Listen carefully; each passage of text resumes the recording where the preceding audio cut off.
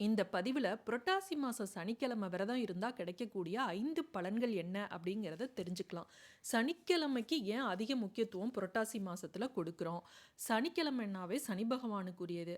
ஆனால் ஏன் பெருமாள் அன்னைக்கு விசேஷமாக கும்பிட்றோம் அப்படிங்கிறத தெரிஞ்சுக்கலாம். புரட்டாசி மாதம் அப்படிங்கிறது பார்த்திங்கன்னா 9 கோள்களில் புதன் கிரகத்திற்கு உரியது தான் இந்த புரட்டாசி மாதம்.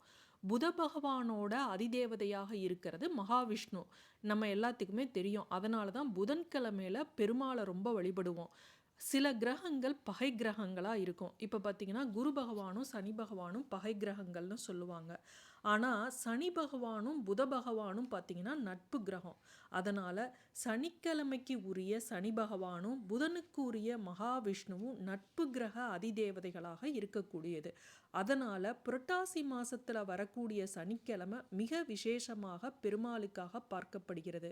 அது மட்டும் இல்லை, இன்னும் நிறைய தகவல்கள் இந்த பெருமாளுக்கு ஏன் இந்த புரட்டாசி சனிக்கிழமையில் அதிக முக்கியத்துவம் கொடுக்குறோங்கிறதுக்கான காரணம் இருக்குது. இப்போ புரட்டாசி சனிக்கிழமையில் விரதம் இருந்தால் கிடைக்கக்கூடிய பலன்கள் 5 என்ன அப்படிங்கிறத தெரிஞ்சுக்கலாம். முதல் பலன் என்ன அப்படின்னு பார்த்தீங்கன்னா, புரட்டாசி மாதத்தில் சனிக்கிழமையில் விரதம் இருந்தோம் அப்படின்னா மகாவிஷ்ணுவோட பரிபூர்ணமான அருள் கிடைக்கும். ஏன்னா புரட்டாசி மாதம் திருவோண நட்சத்திரத்தில் தான் திருமலையில் பெருமாள் அவதாரம் செய்தார் அப்படின்னு கூறப்பட்டுள்ளது.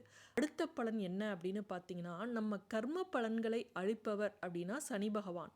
கன்னியா மாதமான இந்த புரட்டாசி மாதத்தில் சனிக்கிழமையில் பிறந்தவர் தான் இந்த சனி பகவான். சனி பகவான் தான் நம்மளுடைய ஆயுள்காரகன்.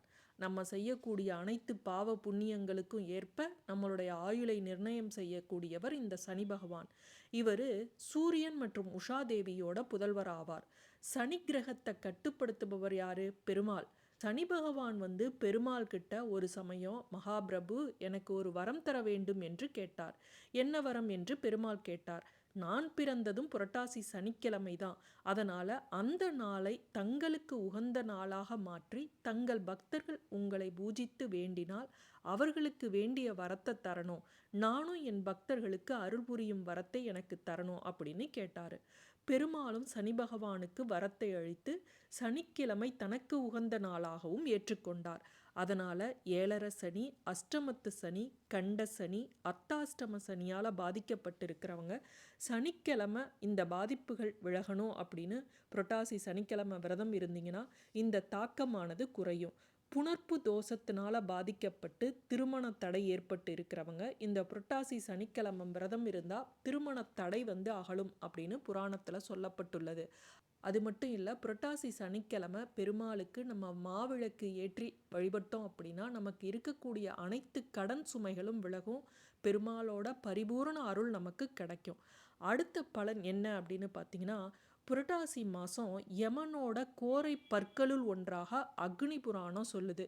இதனால் இந்த புரட்டாசி சனிக்கிழமை பெருமாளுக்காக வழிபாடு செஞ்சோம் அப்படின்னா இறப்பின் போது உயிரானது இழுத்து கொண்டு கஷ்டப்படாமல் நல்ல முறையில் உயிர் பிரியவும் யமபயம் நீங்கவும் யமனோட அருளும் நமக்கு சனி பகவானோட அருளும் பெருமாளோட அருளும் கிடைக்கும்.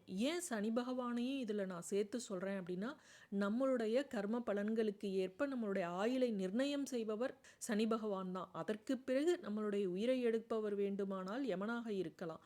அதனால் இந்த யமனோட அருளும் சனி பகவானோட அருளும் பெருமாளோட அருளும் கிடச்சி நமக்கு யம பயம் நீங்குவதற்கு இந்த புரட்டாசி சனிக்கிழமை விரதம் இருந்தோம் அப்படின்னா அவ்வளவு நல்லது. இந்த புரட்டாசி சனிக்கிழமை ஒரு சிலர் 5 வாரம் விரதம் இருப்பாங்க, ஒரு சிலர் 3 வாரம் விரதம் இருப்பாங்க.